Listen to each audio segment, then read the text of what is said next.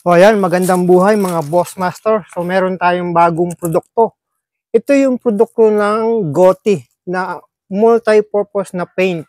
Ito yung non-polishing and anti-rust paint.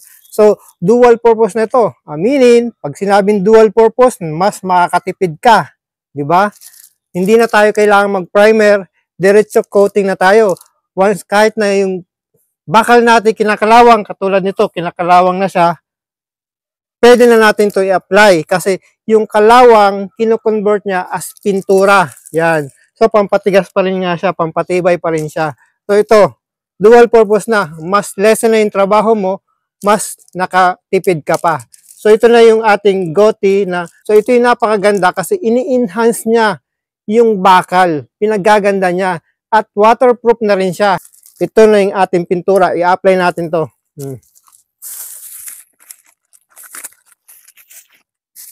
So may kasama pa siyang brush.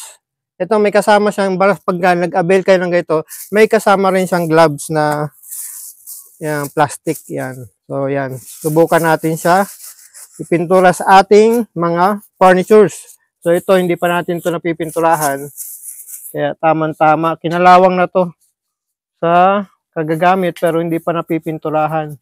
Yan. Siyempre, bago natin pinturahan, tanggalin natin yung mga alikabok. Yan. At kung may langis yan, tanggalin din natin yan. Yan. Bago natin pinturahan siya. Kung may liha ka, pwede natin lihahin. Nasaan na yung liha?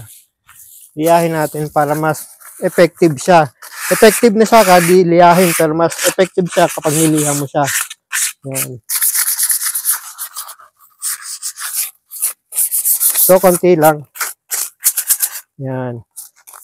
Tapos, buksan na natin ang ating pintura.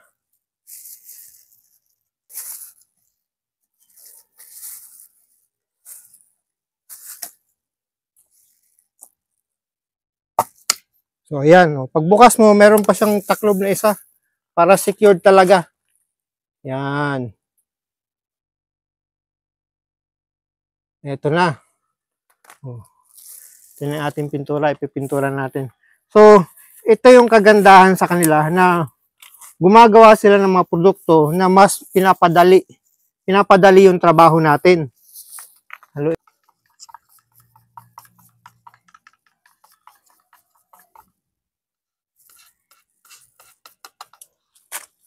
So, diba? So, pintura na tayo.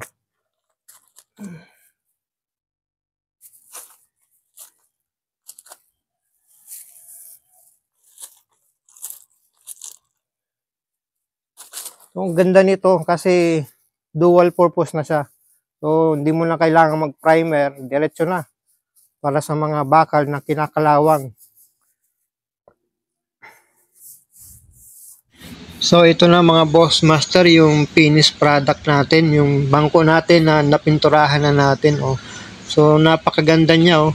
Hindi na makikita yung daan nung, yan, oh, makinis pa rin siya kahit na paintbrush yung ating ginamit. Tingnan nyo, napakakinis niya. Kahit na paintbrush na ang ginamit natin dyan, maganda pa rin siya.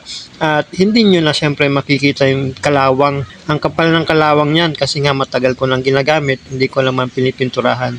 So yung kanyang effectivity ay napakaganda. So yan po ay, ang kagandahan pa nito, water-based po ito ha.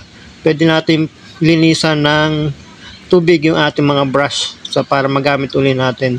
So ilalagay ko na lang po yung link dito sa ating yellow basket. Salamat!